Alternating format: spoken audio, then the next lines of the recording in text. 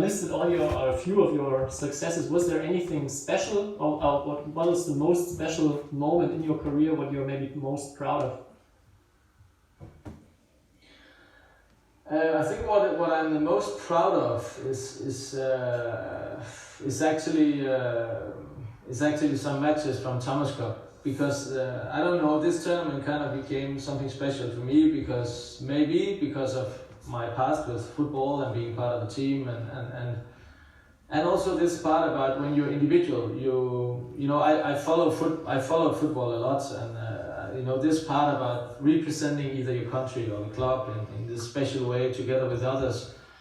You don't have that when you're individual. It's in another way, and when you play Thomas Cup, you kind of had that same feeling, and I had a very an amazing experience in '95, being part of the Thomas Cup team as kind of an outsider because I was not very old, so I was kind of, I think 95 or 96, I'm not sure, but it was in Hong Kong, and Morten Frost was the coach at that time, and he selected me, and actually in front of maybe some other guys that were a bit older, more experienced than me. And he was saying, hey, I want this young guy to take part in the team to give him some experience. And when he selected me, he brought me to his office and he said, Peter, I'm going to select you for the team at Thomas Cup, but you're not going to play. I'm going to put myself on the team before you're playing. And I was like, what is he, why is he saying that, and what's he talking? Why is he selecting me? Of course I should have a chance of playing. But then he was really it was quite a brilliant way to approach it from his side, because when I came to the tournament, all I did was sparring with the others.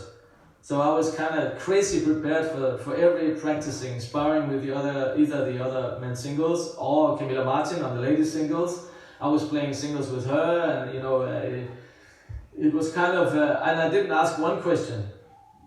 I think maybe I did, I can't remember, but I was playing these matches. So it was not like saying, hey, why am I not on the team, or I should be on the team, because we had three other guys, Paul Erik Larsen, Thomas Stor Lauritzen, Peter Rasmussen, amazing players. So even though I felt I had a chance of beating some of them, that was the main team. And it was a learning experience for me. And we had some amazing matches against Indonesia, in Hong Kong, and I kind of learned what it was to be part of a team and learned what it was to have a role on the team. And my role was not to necessarily play on the team unless something extraordinary happened.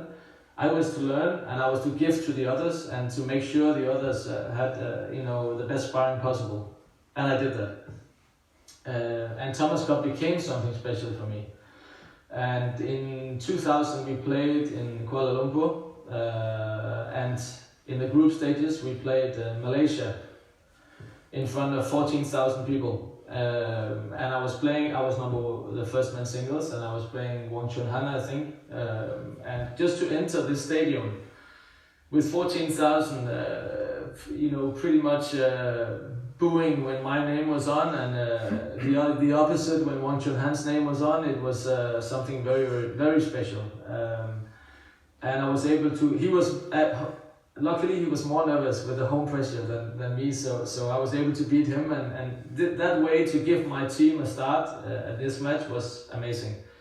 And I kind of brought that on to other matches, also against Hendra One in the semi-final, and later on in other Thomas Cup matches. I was able to kind of pass that special dedication for Thomas Cup on, and I also think I passed that on to the team and to other players.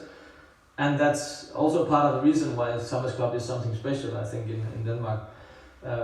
So that was to play these Thomas Cup matches in front of either in Kuala Lumpur or in Istora Senai, and even though I didn't win every one of them in Istora, it was amazing to play matches like this in front of 12,000, 10,000.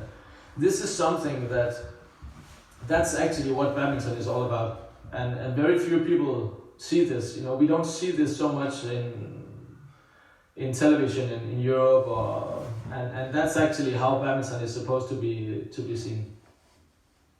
Yeah, I guess you're. That was a long answer to what I was most proud of. No, but great. I think you already in the beginning you said how important spectators are, and I think it's also a little bit sad that you also when you watch it on screen you cannot really feel how crazy these people are in those stadiums. But maybe it's also you love Thomas Cup so much because there you don't have to be so tough with your compatriots. Or maybe because otherwise you're always so competitive with them and never want to lose, then suddenly you also have that more social aspect where it's good that you work together with them. I agree, and it's just nice sometimes to feel you have you are working together as a team, and actually, to be honest, it was also very social at that time, and that's maybe I'm actually underestimating this part because you can't remember it that well, but. I think the social part about being part of the national team at that time, also growing up in the clubs at that time, that was a huge part of why you felt good in the, why you felt like this is what I have to do. You know, no other option, no other career option was in my mind at any time. Okay, one more thing also about those maybe special matches you've played. I think it also was a listener question. What is your toughest opponent you had during your career? But it's no doubt that this is Lindan. I think the completeness of him is I've never I have to recharge my phone here. Sorry. I've never played anybody with that kind of complete game.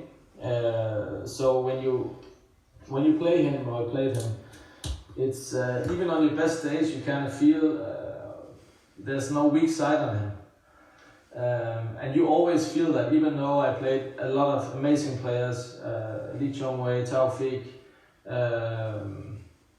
Dong Xiong, Sung Jun, or the Danish players, you always feel like there's some kind of way you can get to them, and with this guy, you don't feel that. It's not when he was at, when I played him at 2008 in Beijing. You kind of had the feeling, this was kind of a Superman on the other side. So was it more like that you were also looking forward to matches like that, or maybe you were in the other position? No, I always look forward to these matches. That's why I love playing against him. I loved playing against Chong-wei. Also, Chong-wei was not nice to play when he was at his best days because he could really crush you and I still love that. I still every time I went on court against these players, it was special for me, and I really loved it. So I knew it was going to be tough. I knew some players. At that time, you also had some kind of, maybe a little bit before Chong-wei and Lindan, you had players like Lee Kyun-il as well. You had some Roslin from Malaysia. You had these very defensive players that today the game is a bit more complete. You don't have defense style players today. I don't think so. It's a complete game, and at that time you had I was the more offensive. They were very defensive, and these battles were the ones that you were looking for. Perfect. You almost answered the next question I have here, because I wanted to ask you. Played for 15, 16 years on the top level. How many years was it? Like even more probably. Maybe you know more about that than I. I think it's around that. Yeah. Such a long period, and you also probably changed a lot. Maybe you already said that you were a lot of more offensive in the beginning, then went more defensive. But how would you describe the change of your playing style throughout the career? Definitely, in the beginning I was very offensive. I wanted to kind of attack almost all the time, and as I mentioned, like you said before, at the beginning you had a bit more styles of players, aggressive, offensive. I played Taufik in the All England final, and I think we were actually at that time both quite aggressive. And then you had other more defensive players, but then it moved towards being more and more complete. That the defense part and the other part was equally as important, and I think the game developed quite a lot around that time. Then you had these players. I was injured in 2002, 2003 with my knee, so I was away from the game and had a very serious injury on my right knee. Cartilage damage. So when I came back, I was not able. From that time, I was not able to jump as I did before. I jumped a lot before that, and maybe because of that, it's when I came back, I kind of had to develop other parts of my game, and I think I had a more tactical approach and a more clever approach to the game, and I was very cautious about how to use my energy, how to use my options on court, and I became more balanced, more complete, I think, in the way that I approached the game. So, just hypothetically, I think also a question so many people asked, how would you think you would play against the top players now? I think the question was, Kai, you got them, but I think Victor Axelsen was mentioned a lot. What do you think, how would that look like?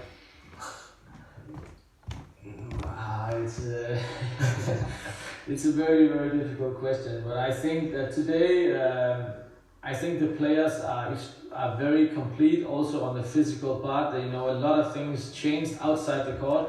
The knowledge you have today about how to do weight training, how to do rehab training, how to optimize every part outside, it's on another level than it was 20 years ago. And the players today, when I look at them, I feel they are, especially the top guys, I feel they are very strong physically. I feel